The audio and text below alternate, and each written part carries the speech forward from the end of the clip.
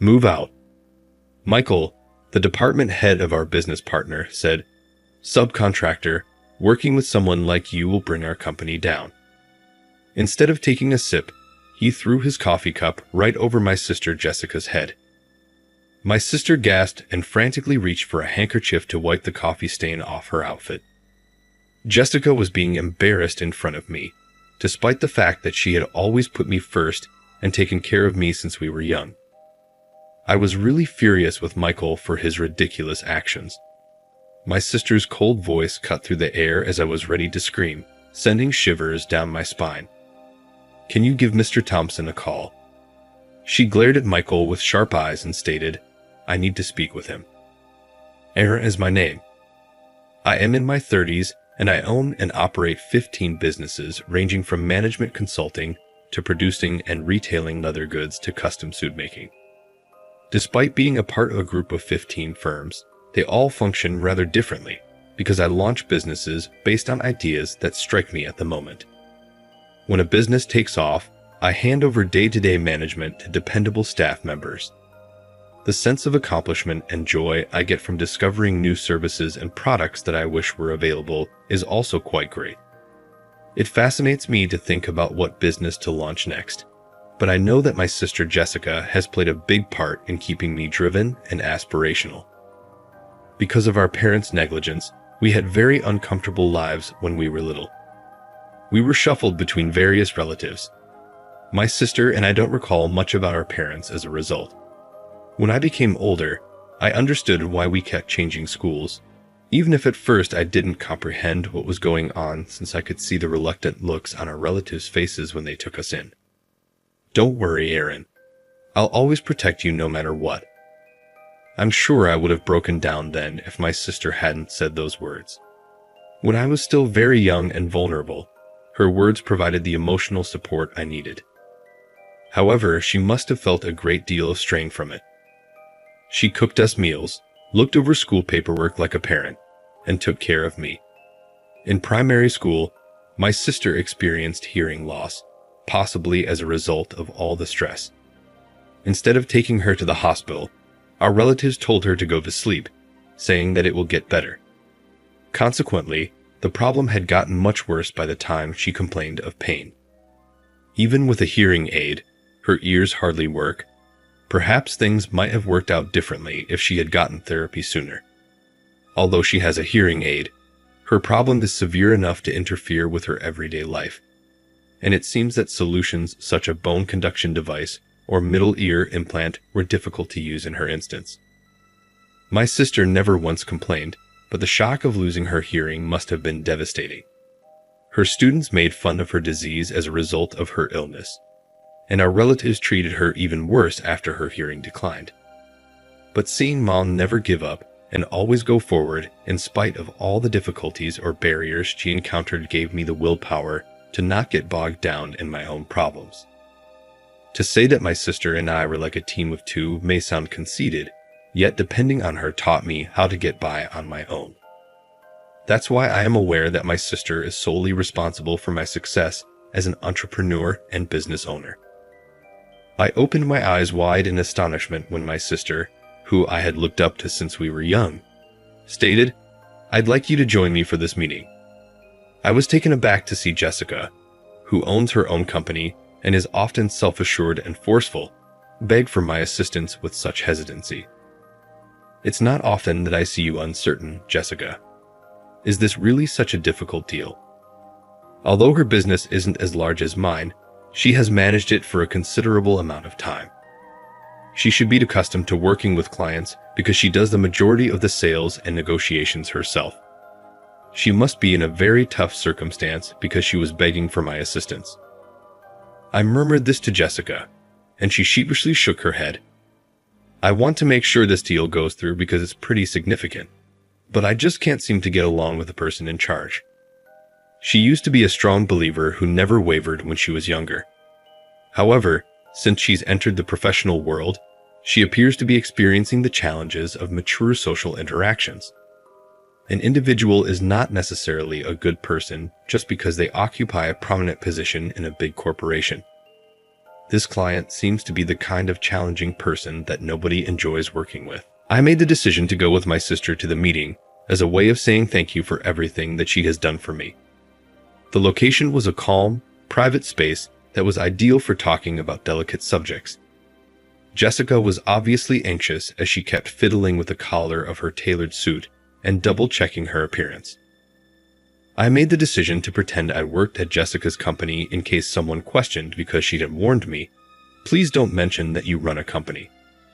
Michael, the client, arrived a bit after the appointed hour as I was contemplating this. I apologize. I got distracted looking for a smoking area and forgot the time. Would you honestly use that as an explanation, even if it were true? As Jessica deftly handled the situation, I thought, we just arrived ourselves. Jessica didn't need to rely on sign language or any other kind of aid for the time being because of this degree of contact. Jessica's ability to carry on a coherent conversation despite her limited hearing and lip-reading abilities never ceases to astound me. Even though we had been waiting for quite some time and had come more than half an hour early, Michael seemed to take Jessica's remark at face value. Then, as if it were instinctive, he handed Jessica his jacket and remarked, "Then I should have taken more time for a smoke." I watched this discussion in silence until Michael gave me a questioning glance that suggested, "Who's this guy?" "I'm glad to have met you. My name is..." Michael interrupted me as I was getting up to introduce myself, stating, "I don't need an introduction from some low-level guy." I was happy that my worry was unfounded, and that he wouldn't question me about why we had the same last name. Michael's disagreeable attitude started to make me feel uneasy at the same moment. "Would you please just get me a drink? Make it black. I don't like sweet things." With hardly a glance, he threw the menu at Jessica and muttered this. With good reason, Jessica had a concerned expression when she stared at Michael. Jessica found it challenging to understand what Michael was saying and to read his lips because he had purposefully covered his mouth when issuing the instruction.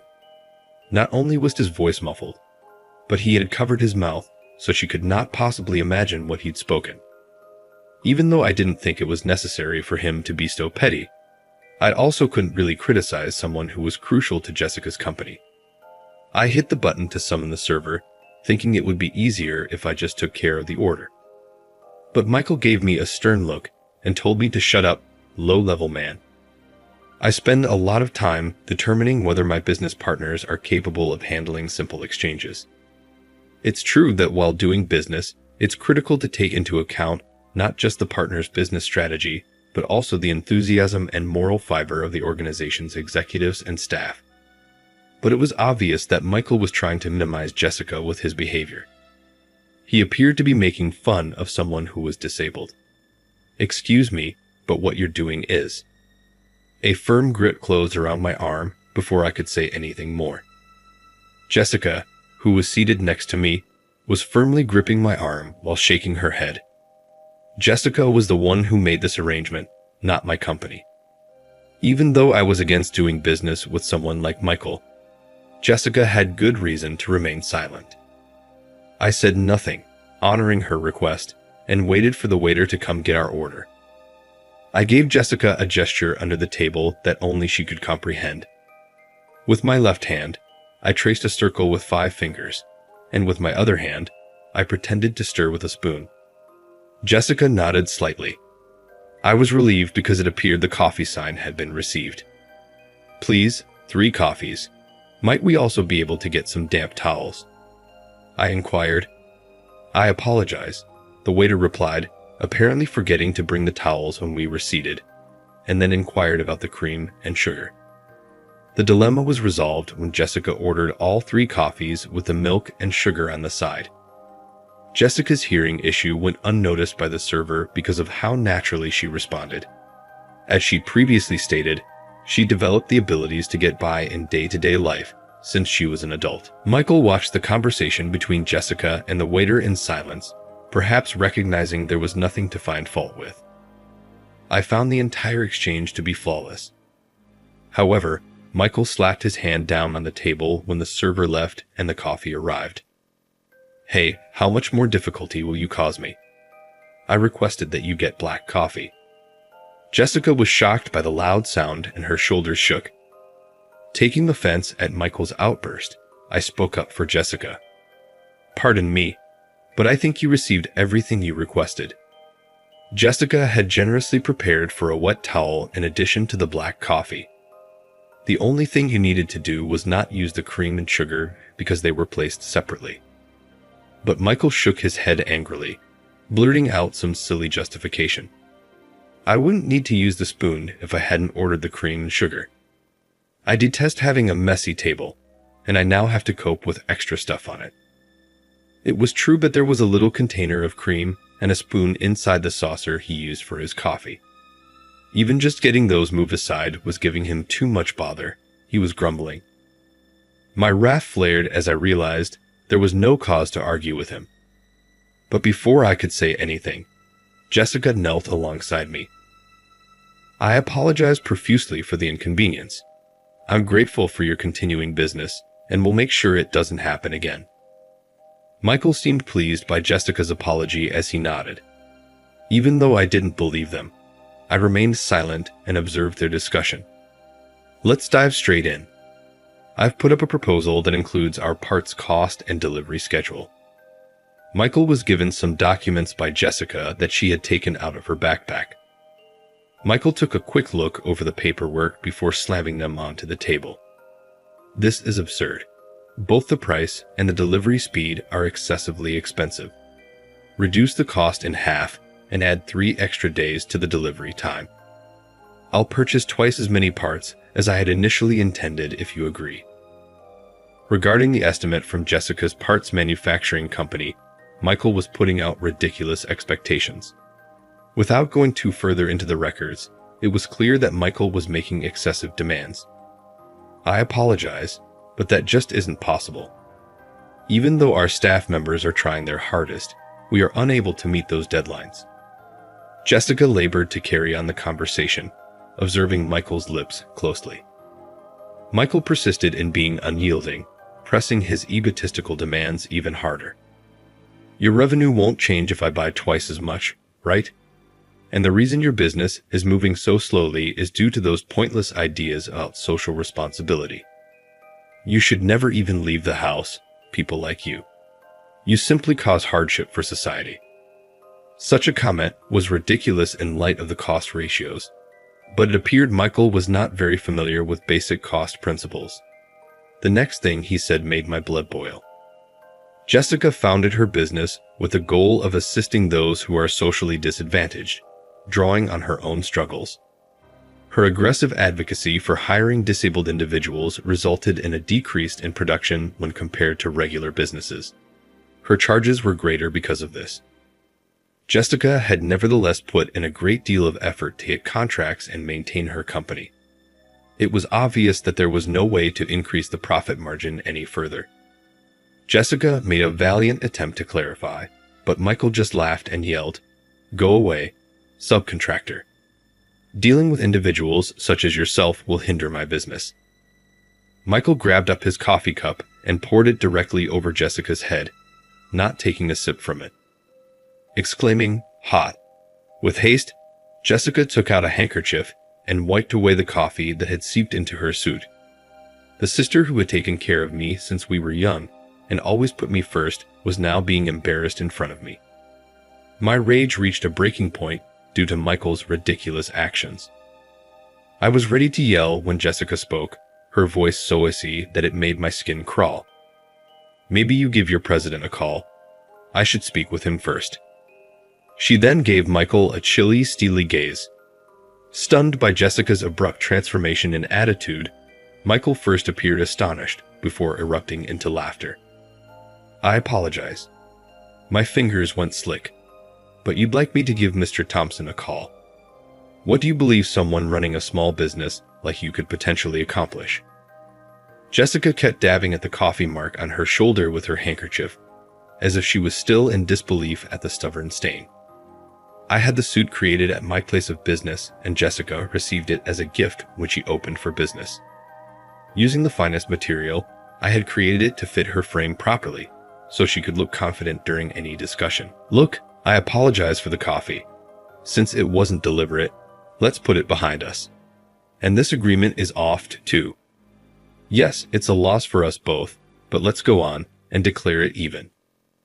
It's obvious that Michael believed this would not really affect his business, but he was unaware of what was going to happen.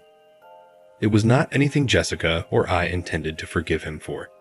We were going to absolutely destroy him. Observing Michael take off his coat and go, I made a self-promise to persevere.